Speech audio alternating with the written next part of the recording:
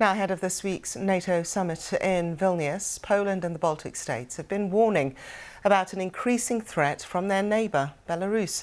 Fighters from the mercenary group Wagner were supposed to disband and move to Belarus following their recent failed mutiny in Russia. Meanwhile, Poland has been reinforcing its border patrols in anticipation of their arrival. But as our Eastern Europe correspondent, Sarah Rainsford, now reports, the group still appears to be active in Russia itself and may not be moving anytime soon. On Poland's eastern border, there are more patrols than ever. Talk of mercenaries from the Wagner group moving to Belarus has made Poland extra vigilant.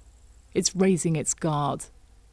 There's already miles of metal fencing here, installed after Belarus encouraged thousands of illegal migrants to cross 2 years ago.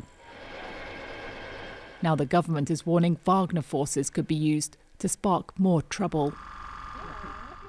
I'm looking for that if there is no people near the fence from the other side and from our side, from Poland.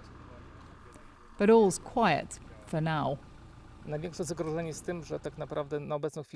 biggest threat is that our neighbour, Belarus, is completely unpredictable.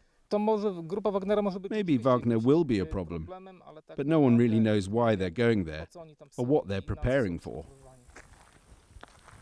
All of this, the giant fence, the wire, the lights, the cameras, they're all a huge physical sign of how much has changed in this region. The fact that Poland now sees Belarus as hostile and as a direct threat, not just to this country, but to the whole of NATO and of Europe.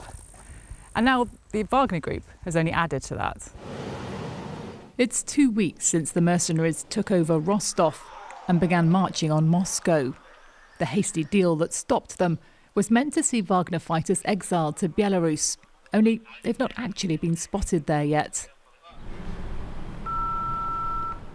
In fact, right after the mutiny, we called Wagner centres across Russia and they were still recruiting. So we decided to check the lines again. Nie ma takiego numeru.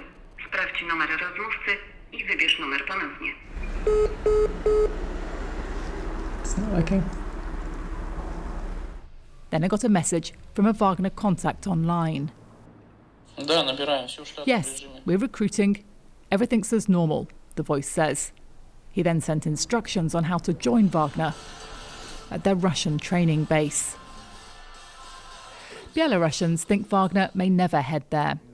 Valery believes his country's authoritarian leader would be wary of armed men with a history of betrayal, and that Wagner's own leader would be wary of Belarus.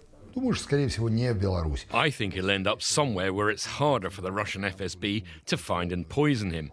In Belarus, the FSB don't even wipe their feet at the door. They just march in and do what they want.